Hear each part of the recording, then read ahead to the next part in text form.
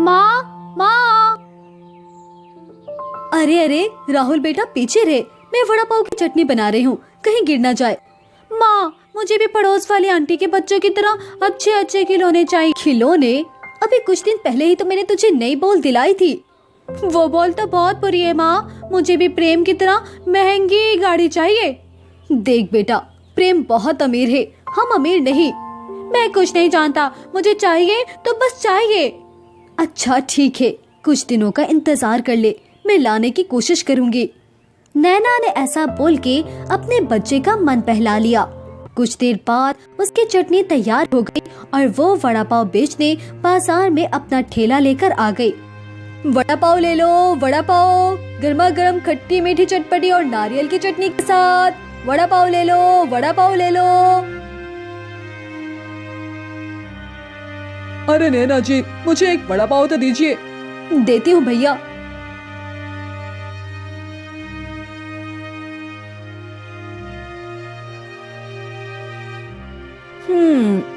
बहुत ही स्वादिष्ट है। इसमें थोड़ी सी मीठी चटनी तो डालिए ना। अभी डालती हूँ।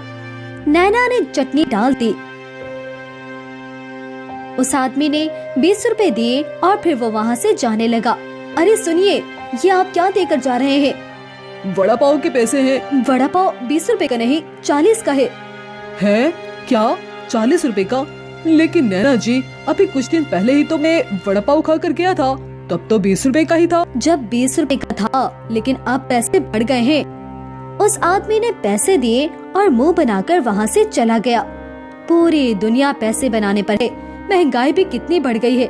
ऐसे में अगर मुझे अमीर बनना होगा तो मुझे भी जमाने के साथ ही चलना होगा। अब से मैं वड़ा पाव 40 का ही बेचूंगी, तभी कुछ बात बनेगी। नैना के मन में अमीर बनने का लालच जाग रहा था। उसने अपने वड़े पाव के रेट दुगने कर दिए थे, लेकिन जिन लोगों को उसका वड़ा पाव पसंद था वो अभी भी उसी से वड़ा पाव खरीद कर खाते थे। बहन, अगर 2 दिन तुम्हारे हाथ का वड़ा पाव नारियल चटनी के साथ ना मिले तो मैं तो चिड़चिड़ी हो जाती हूँ। लाओ एक बढ़िया सा वड़ा पाव तो लगाओ। अभी लगाती हूँ। इसी तरह से नैना का ठेला चल रहा था। वो अच्छी किस्म का वड़ा पाव बनाकर बेचती थी, जिसकी वजह से उसके गाहक लगभग बंधे हुए थे। एक दिन नैना वड़ा पाव बेचने के बाद अपने घर लौट रही थी कि उसे रास्ते में एक बड़ा सा रेस्टोरेंट दिखाई दिया। कितना बड़ा रेस्टोरेंट है, इसे चलाने वाला भी कितना अमीर होगा। काश मैं भी इतनी अमीर हो सकती, मैं भी मॉल वगैरह से शॉपिंग कर सकती, अपने बच्चों को बड़ी गाड़ी में घुमाती। नैना ऐसे ही सोचती हुई घर आ गई। जब वो अपने घर के बाहर खड़ी हुई थी तब उसने अपने पड़ोस वाले घर को देखा। वो 2 मंजिल का काफी बड़ा घर था। पास में ही बड़ी सी गाड़ी भी खड़ी थी और परिवार की चहल पहल की आवाजें भी आ रही थी। एक इन लोगों की जिंदगी है, जो सोचा वही मिल जाता है, और एक तरफ हम गरीब हैं। बस बहुत हुआ, अब मैं और इस गरीबी में नहीं रहूंगी। अब मैं भी अपने बच्चों को वो सारी खुशियाँ दूंगी जो अमीर लोग देते हैं।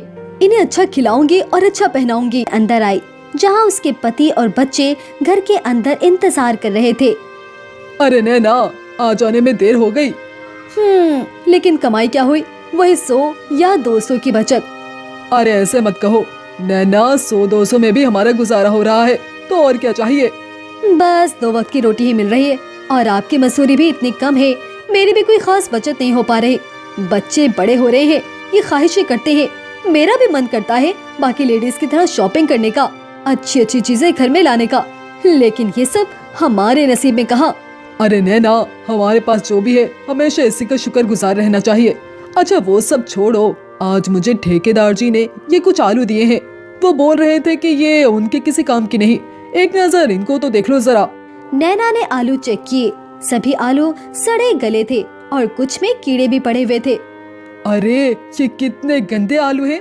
मालिक को क्या मैं कोई भिखारी या पागल लगता हूँ? फेंको इसे। 1 मिनट रुक जाइए राम जी, ये आलू मत फेंके। अरे क्यों नैना? मैं इन आलू को वड़ा पाव का भरता बनाने में इस्तेमाल कर सकती हूँ। इनका भरता बनाओगी?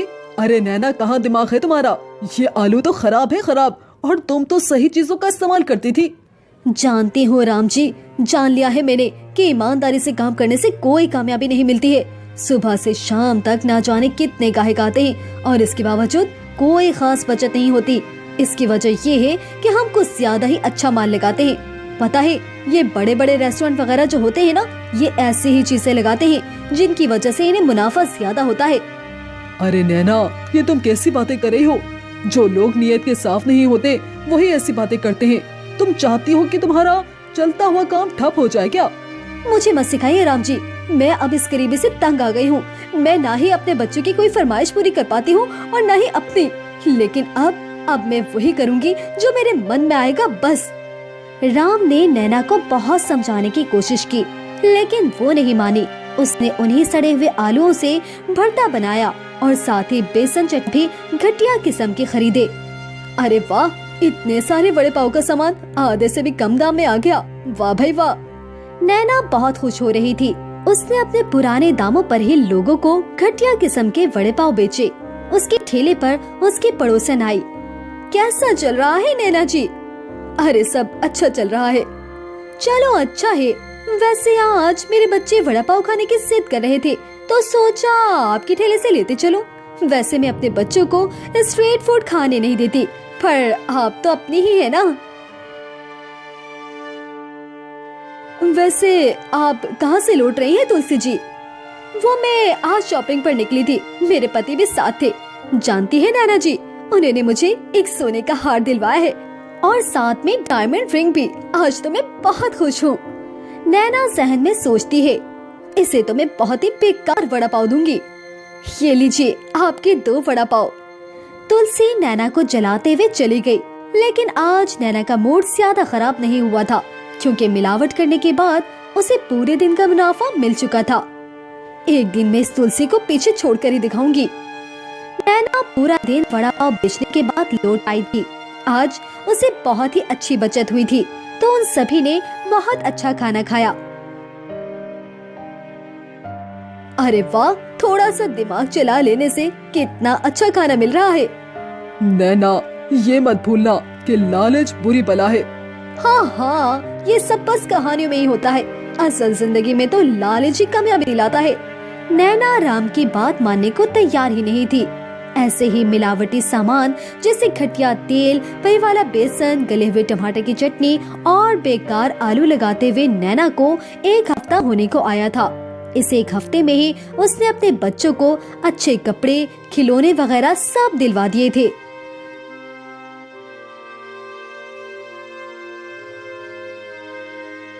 बहन, पहले तुम्हारे वड़े पाव में जो स्वाद आता था अब नहीं आता। बनाना भूल गई हो क्या? मेरे हाथों का स्वाद तो आज भी वैसे ही है। लगता है खाने वालों की जुबान में कमी हो गई है।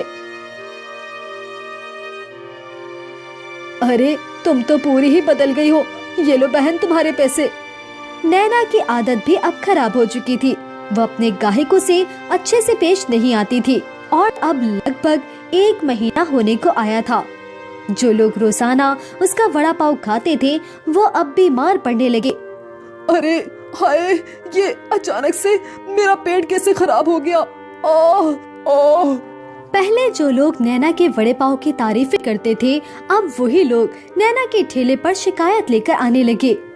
अरे बहन, कैसा वड़ा पाव खिला रही हो? जब भी खाता हूँ तबीयत ही खराब हो जाती है।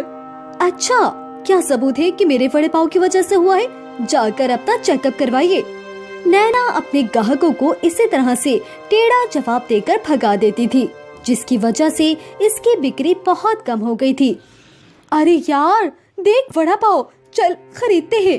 नहीं यार, यहाँ से मत लेना, ये कोई खराब चीज की मिलावट करती है। मेरी दादी बता रही थी कि इसके हाथ की चीज खाकर सबकी तबीयत ही खराब हो जाती है। क्या सच? चल कहीं और से खाते हैं।